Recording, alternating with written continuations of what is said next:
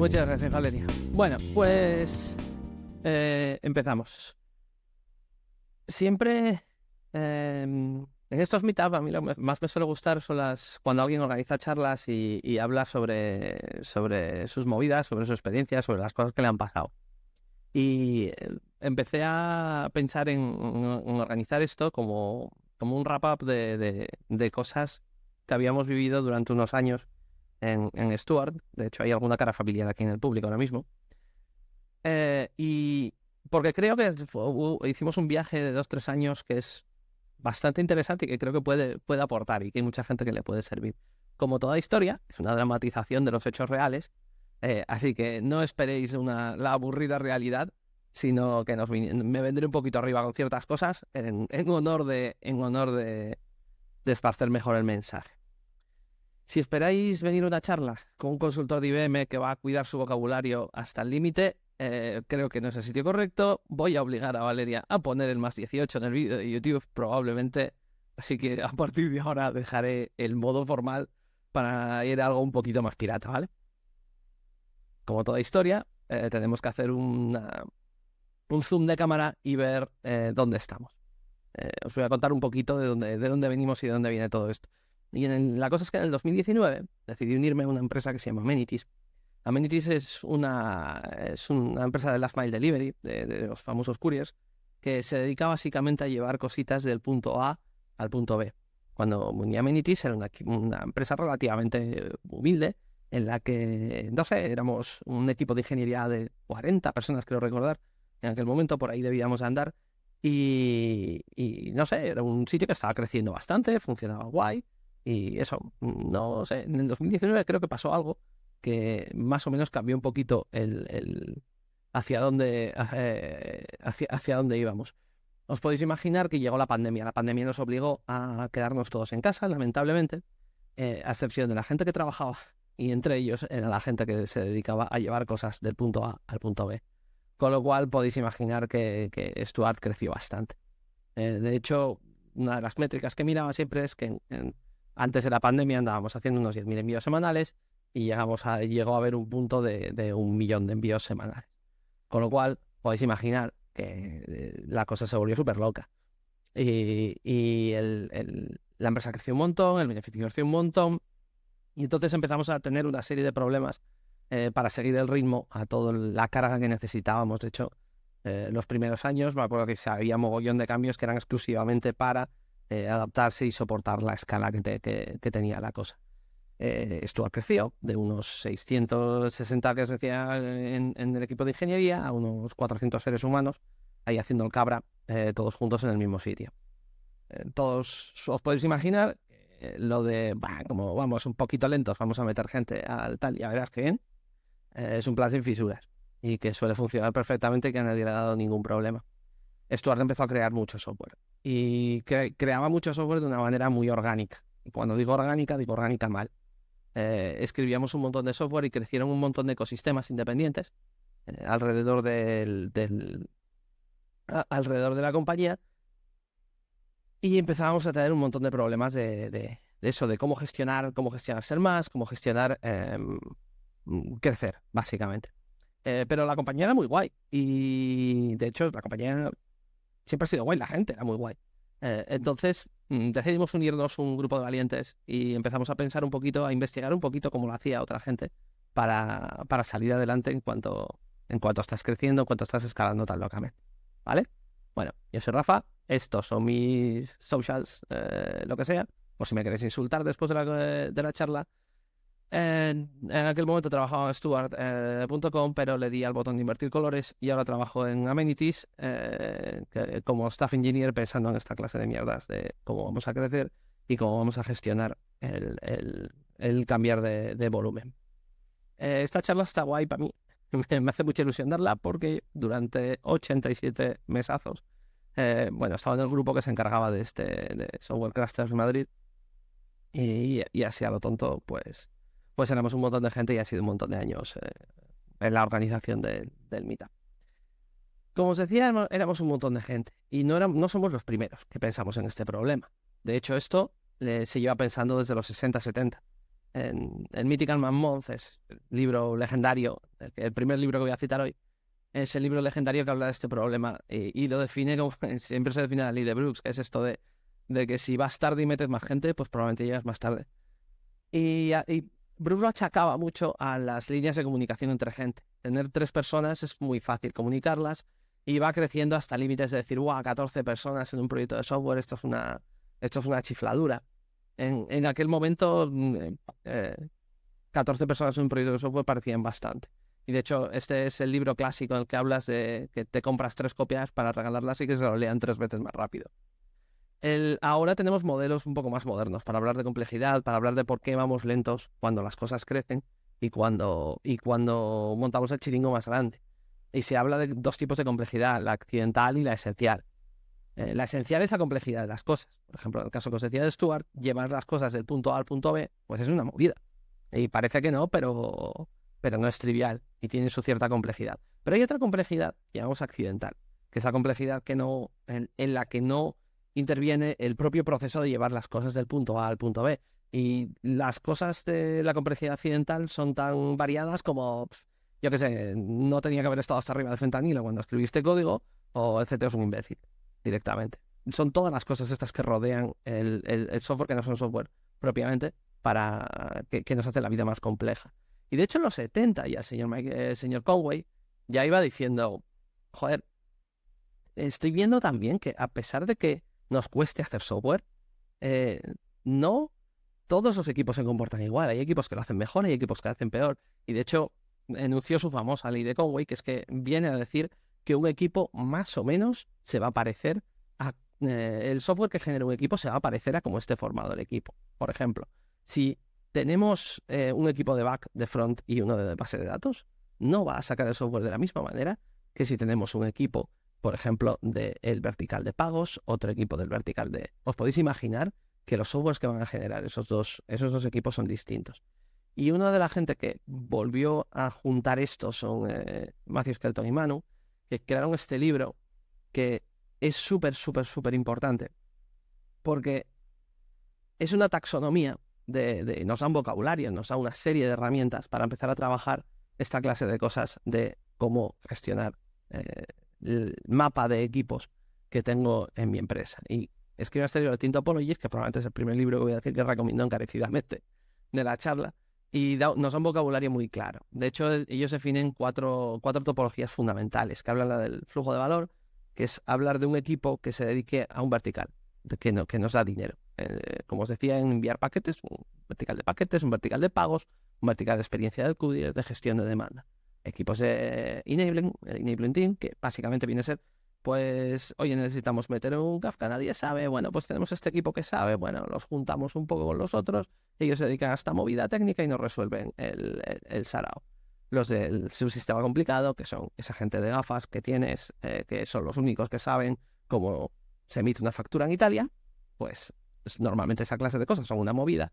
Entonces se la dejamos a un equipo de especialistas y al equipo de plataforma, que si habéis estado escuchando hasta ahora, es en lo que me centraré a partir de ahora. El equipo de plataforma es un equipo que crea herramientas para que el resto de equipos, más o menos, hagan sus movidas con la menor complejidad accidental posible. De hecho, este artículo es bastante interesante y viene a ver el por qué necesitamos equipos de plataforma. Y esto es cuando hablamos de que una persona, como mucho, con mucha suerte, una persona te va a dar una unidad de trabajo. Vamos a asumir que todo el mundo trabaja. Entonces, te da una unidad de trabajo. 2 personas, 2 unidades de trabajo. 3 personas, 3 unidades de trabajo. Pero asumo que en experiencia de todos habéis visto que 40 personas son 25 unidades de trabajo, con suerte. Pero ya, como industria, empezamos a tener un poco de veteranía. Y nos empezamos a dar cuenta que hay organizaciones en las que eso no pasa. Y nos damos cuenta que hay sitios que, joder, parece que producen más de los que son. Y vamos viendo que en esas organizaciones hay estos pequeños chiflados que no hacen trabajo que va directamente al vertical de valor, sino que hacen trabajo que va a hacer mejor el curro de los demás. No dan esa unidad de trabajo, pero sí que hacen que los demás produzcan un 10% más rápido. Y cuando estamos hablando de equipos grandes o de una cantidad de tiempo grande, acaba rindiendo. Y siempre lo diré, pensar en el subnormal que os instaló la integración continua. Así que ya damos una definición de lo que es un equipo de plataforma, o nos dimos cuenta de lo que era un equipo de plataforma, nos lo enseñaron, ¿Quién son la gente que hace las piezas para que los demás empiecen a trabajar y a construir sobre ellas? Y muchos me diréis, joder, tengo una gente que está ahí en el sótano escuchando death metal con el pelo largo, que son los de infra, y, joder, ya más o menos hago esta mierda. No, no es lo mismo. De hecho, hay una manera muy fácil de ver si un equipo es de infra o tiene la mentalidad de equipo de plataforma. Y es fácil, es ver su gira. Y sí, yo también odio gira. Es ver su gira. Veréis el tipo de tareas que hace uno y el tipo de tareas que hace otro son completamente distintos. Un equipo de infraestructura tradicional te va a hacer, sí se puede llamar un equipo de infraestructura tradicional, te va a hacer, si miras su tablón de tareas, vas a ver crear la base de datos para no sé quién, arreglar, escalar 3 unidades, scaling group porque patatas. Y en cambio, uno de plataforma va a saber cosas como crear el producto para que los equipos se puedan crear su propia base de datos. Oye, ahora las bases de datos que se propongan tienen que tener packers automáticos. Podríamos decir, en cierto modo, que un equipo de producto un equipo de plataforma está creando un producto interno para el consumo de los demás, mientras que un equipo de infraestructura es un equipo de servicios a que los demás le piden cosas. Y se podría decir que uno tendría un product manager y uno un project manager. Es un cambio que es de mentalidad y que es un cambio que es muy jodido de lograr. De hecho, en Stuart nos costó Dios y la vida, pero bueno, se hizo lo que se pudo. Os prometo que este es el peor chiste que veréis en toda la charla. Y esto es de cómo ya teníamos claro que queríamos. Y entonces empezamos a decir, venga, ya tenemos un objetivo, ya sabemos qué queremos hacer. Ahora vamos a ver cómo carajo hacemos que lo convertimos en realidad. Y esto empezó como una iniciativa muy pequeñita, muy pequeñita. Empezamos siendo 2 chiflados y empezamos a pensar, joder, somos muy pocos, necesitamos una estrategia. Cuando hablas de estrategia, siempre tienes que hablar de Richard Rumelt.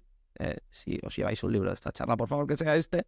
Y una de las máximas que da es que vas a tener un mar de oportunidades. Coge una y punto. Coge la más prometedora, ejecuta sobre esa y no te vuelvas loco. Entonces empezamos a mirar y pensamos un poco en qué cosa podíamos meter mano para hacer que el mundo fuera un poquito mejor para todos los demás. Y una de las cosas que de todo el análisis que hicimos, vimos que la manera que desplegábamos, como había surgido tanto software, la manera que desplegábamos y que poníamos en producción, no sé, en aquel momento parecía un buen candidato. Porque además veíamos que había equipos que desplegaban software en varias veces al día, por ejemplo, en horas, en minutos, y que había gente que solo desplegaba de hecho, los lunes. Había varios equipos que solo iban el lunes a desplegar y que tenían bastantes más movidas para tal. Así que dijimos, Kubernetes, adelante, sin ningún problema, ya está, ya tenemos plataforma, fin, se acabó. Sí, fuimos así de gilipollas, fui así de gilipollas, y decidimos, vamos para adelante con esto. Entonces, ya teníamos nuestro plan. Íbamos a cambiar los despliegues de los equipos poco a poco en Kubernetes. Y como dijo el célebre filósofo Michael Tyson, todo el mundo viene a mí con un plan hasta que le suelto la primera hostia. Y nos pasó básicamente eso. O sea, vamos a intentar convertir a los equipos a Kubernetes. Y los equipos, pues obviamente te decían, no, ¿para qué? No tiene ningún sentido. Esto no. Porque lo dirás tú. Y es que hay un clásico, que es que porque me sale de los huevos no suele funcionar con los equipos. Entonces cambiamos un poco la mentalidad y empezamos a pensar un poquito en cómo hacer las cosas. Y nos vimos a nosotros mismos como una startup. Y empezamos a decir, bueno, pues ya que somos una startup, estamos creando un producto, vamos a pensar cómo hacen las startups para hacer sus puñeteros productos y que todo funcione perfectamente. Y nosotros éramos en este momento como no sé si conocéis una startup que se llamaba Usero. Usero era un producto que era la hostia. Esto era maravilloso. Esto te lo ponías en la cocina y tenía 2 placas que entre ellas hacían 4 toneladas de presión. Con la presión que hacían esas 2 placas se podían levantar 2 Teslas, ¿vale? El producto era la hostia, si no fuera porque era para hacer zumo y valía 700 pavos.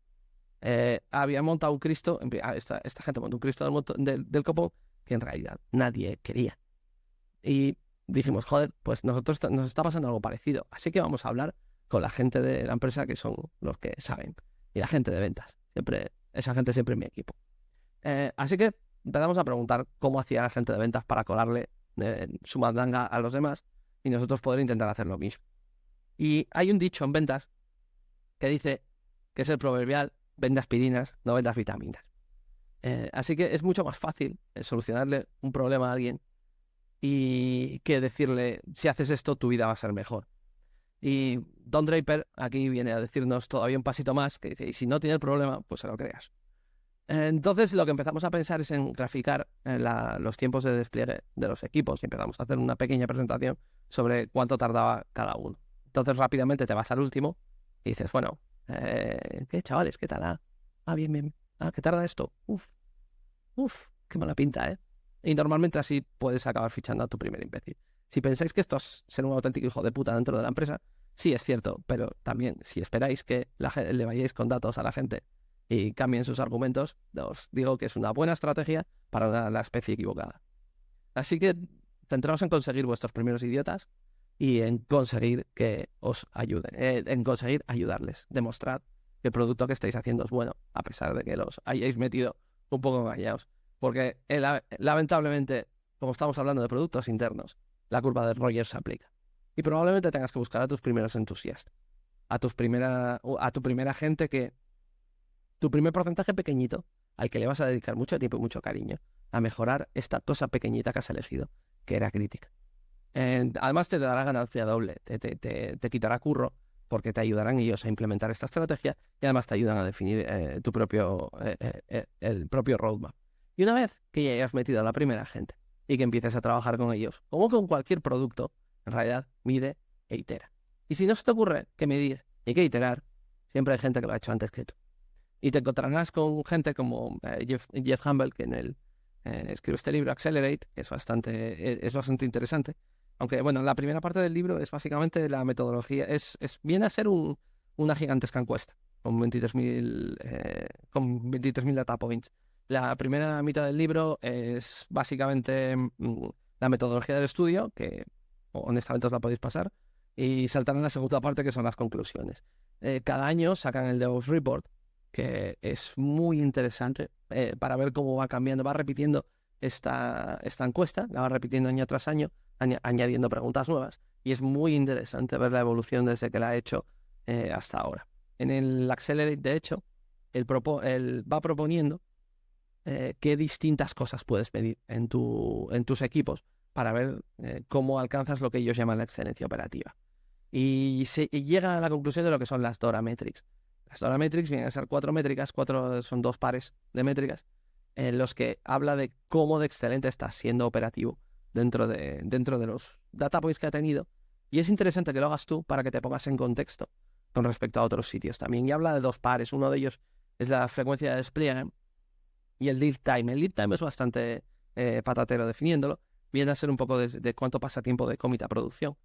Y en realidad lo que te viene a decir este par es que si estoy desplegando mucho y están llegando muchas cosas a producción, coño, pues malo sería que no estemos avanzando en pasitos pequeños, que además es algo ideal.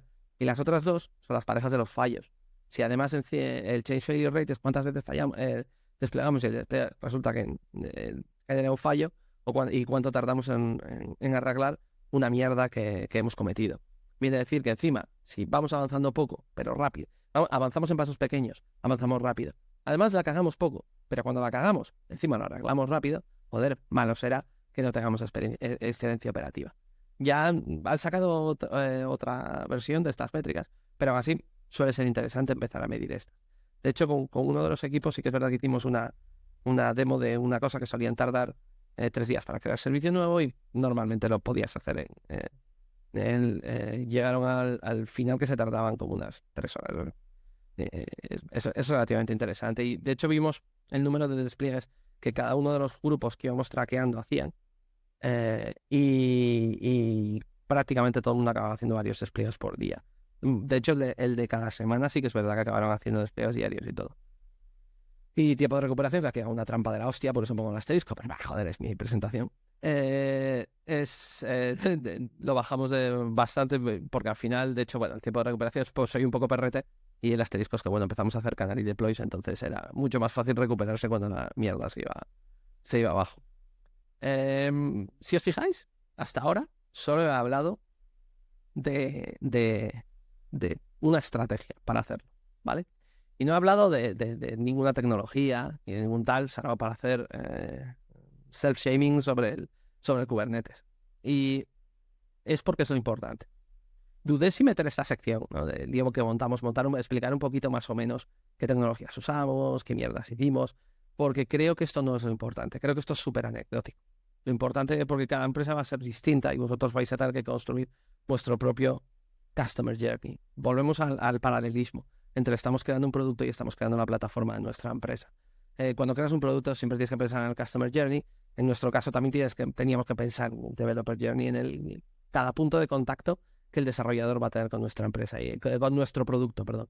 Y empezamos a pensar en que, joder, ¿cómo nos molaría que tú te sacaras un repositorio de una plantilla y inmediatamente te tuvieras un entorno de beta, se desplegase a producción fácil, tuvieses las métricas en tu Prometheus, en tu Grafana, haya un catálogo donde puedas buscar todo, yo qué sé, tengas el autoescalado súper fácil de definir, te lleguen alertas, etcétera, etcétera, etcétera. Esta era un poco la visión que había. Entonces, ¿qué se acabó ejecutando?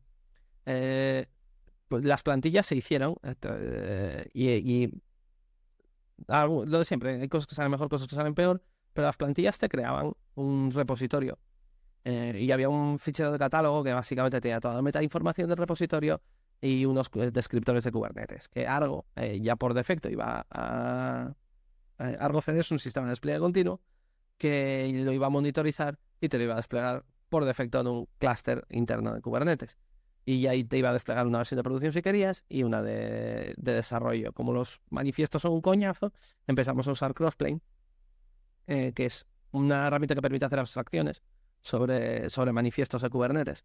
Entonces tú no tienes que definirte el mega manifiesto de, por ejemplo, para una base de datos en RDS, sino puedes definir una abstracción, pensad en una función, en la que te definías es tu base de datos, grande, mediana o pequeña, y ya está, a funcionar. Entonces el programa no tenía que pensar, el desarrollador no tenía que pensar tanto en eso. Había un Prometheus que se estaba zampando todas las métricas que expusieras, si ponías una etiqueta adecuada, todo se iba a graficar en un Grafana y te llevabas tus alertitas a tu PagerDuty. Todo esto, como había el fichero que os decía de catálogo, pues se iba a un backstage que iba a ser un catálogo de servicios. Y que es un carajal al final del día. O sea, al final del día montamos un carajal del copón.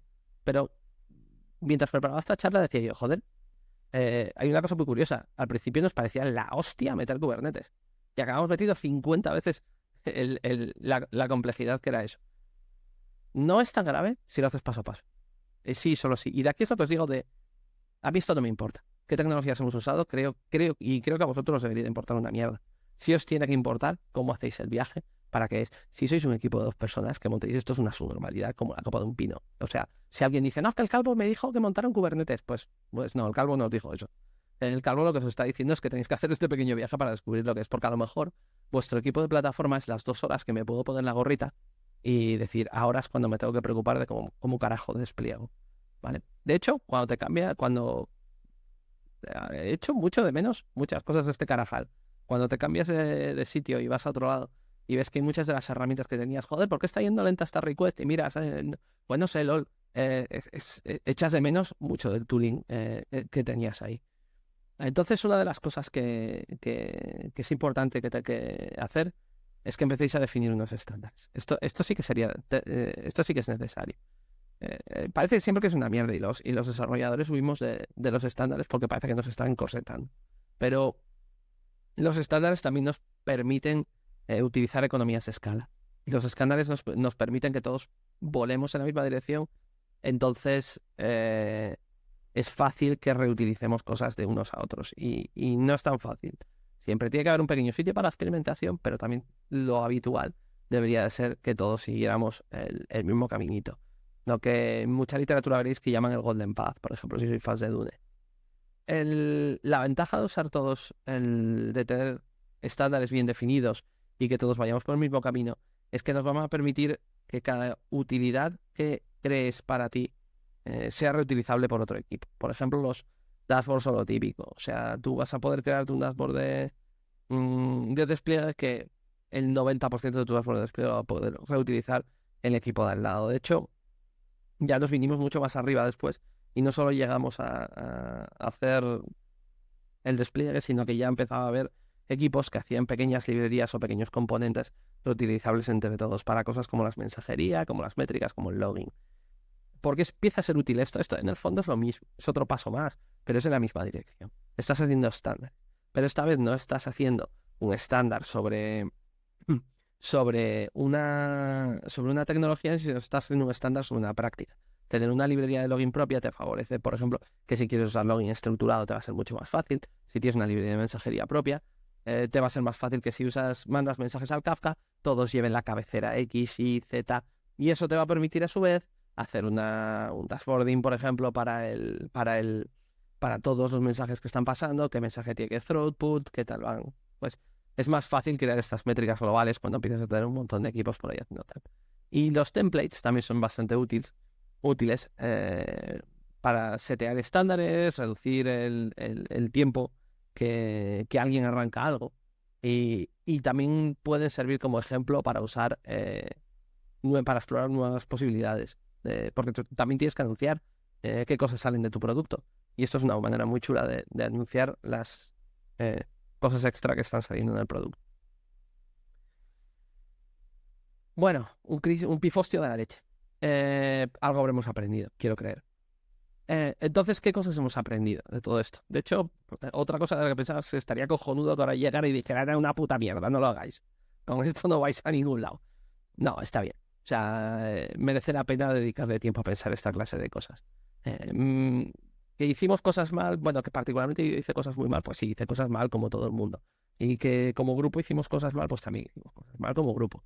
Pero en general, yo no te creas, yo estoy bastante satisfecho de cómo salió el chiringo. A pesar de que cometimos muchos errores, y de los errores también se aprende. Y hay un error que es verdad que cometimos, que yo personalmente fui muy dado a él, y es el de fliparse muy fuerte. Y hay que tener mucho cuidado con esto. O sea, cuando estás haciendo un producto interno, es muy, muy, muy fácil venirse arriba. Pero muy venirse arriba. Y además con cosas, ya mencioné el Kubernetes, mencioné la palabra sagrada, y aquí es muy fácil fliparse fortísimo. Me monto unos kibernos que van a no sé dónde y a unas validaciones aquí, que la hostia, y despliego todo con él.